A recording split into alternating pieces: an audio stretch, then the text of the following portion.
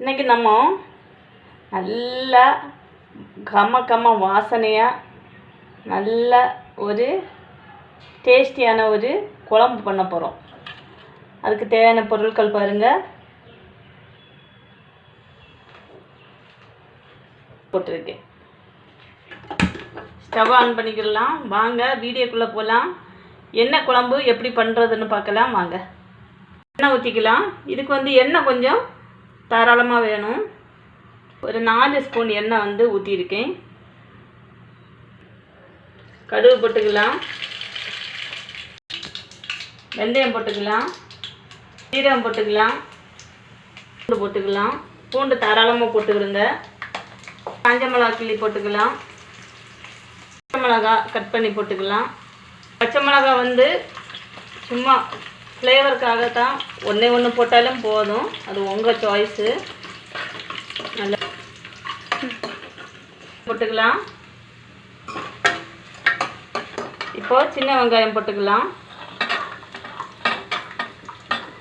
மிதமான தீயில வச்சுட்டு இதெல்லாம் கருகாமல் ஃப்ரை பண்ணி எடுக்கணும். அப்போ தான் வாசனையும் டேஸ்ட்டும் செமையாக இருக்கும். எங்கள் வீட்டில் நாங்கள் பண்ணுற ஒரு தீயல் தான் இது.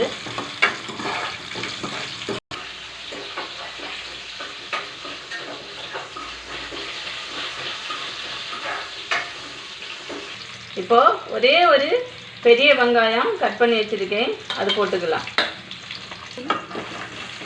இதுவும் நல்லா வசங்கி வரட்டும். இந்த குழம்பு பேச்சுலர்ஸு அப்புறம் காய் எதுவும் இல்லாமல் இருக்கும்போதெல்லாம் நமக்கு பண்ணுறதுக்கு ஈஸியாக சீக்கிரமாக குயிக்காக பண்ணி எடுத்துடலாம்.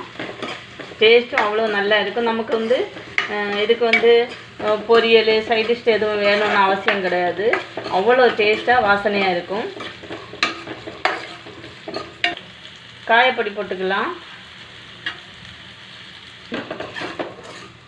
இந்த மாதிரி நல்லா ஃப்ரை ஆகட்டும். ஆனதுக்கப்புறம் பெரிய தக்காளின்னா 1 எடுத்தாலே போதும். நான் 2 தக்காளி எடுத்துருக்கேன். அது உங்கள் சாய்ஸ் தான். ஒரு தக்காளியோ 2 தக்காளியோ போட்டுவிடுங்க. ஆனால் குட்டி குட்டியாக இதே மாதிரி கட் பண்ணிவிடுங்க. இப்போ ஸ்டவ் கொஞ்சமாக மீடியம் ஃப்ளேமில் வச்சுக்கிடுங்க. உப்பு போட்டுக்கலாம்.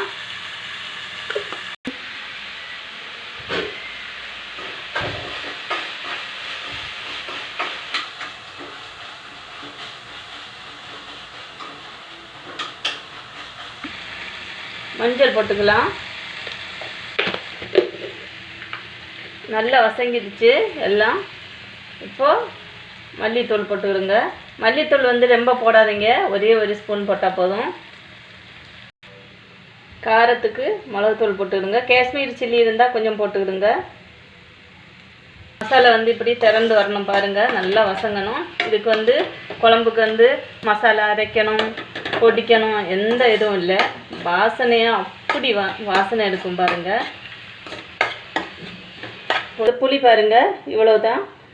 உங்களுக்கு புளி அதிகமாக வேணும், குழம்பு அதிகமாக வைக்கிறீங்கன்னா கொஞ்சம் கம்மி பண்ணி ஜாஸ்தி எடுத்துடுங்க புளி. நான் 4 பேருக்கு கரெக்டாக வைக்கிறேன். புளி ஒரு சிலருக்கு புளி ஜாஸ்தி ஊற்றுறது பிடிக்கும்.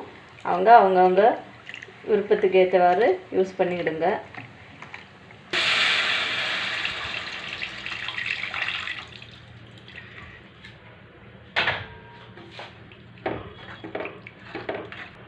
உப்பு பார்த்துக்கிடுங்க. உப்பு எனக்கு கம்மியாக இருக்குது, கொஞ்சமாக போட்டுக்கிறேன். இந்த குழம்பு சாதத்துக்கு ஊற்றி சாப்பிட்டா டேஸ்ட்டு அட்டகாசமாக இருக்கும், வேறு லெவலாக இருக்கும். பண்ணி பாருங்கள். இப்போது நல்லா கொதிக்கட்டும். வெரி சிம்பிள், ஈஸியாக சீக்கிரமாக பண்ணி எடுத்துடலாம். ஒரு அவசரத்துக்கு நமக்கு ஏற்ற ஒரு குழம்பு இது.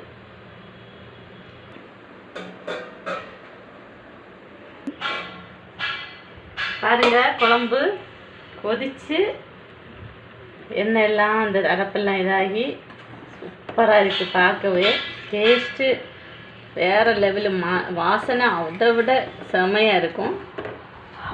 அவ்வளோதான் நண்பர்களே. இந்த வீடியோ பிடிச்சிருந்தா கண்டிப்பாக பிடிக்கும். பண்ணி சாப்பிட்டு பார்த்துட்டு எனக்கு கமெண்ட் பண்ணுங்கள், மறக்காமல் ஷேர் பண்ணுங்கள், சப்போர்ட் பண்ணுங்கள் நண்பர்களே. சப்ஸ்கிரைப் பண்ணி சப்போர்ட் பண்ணுங்கள். ஓகே, பாய்.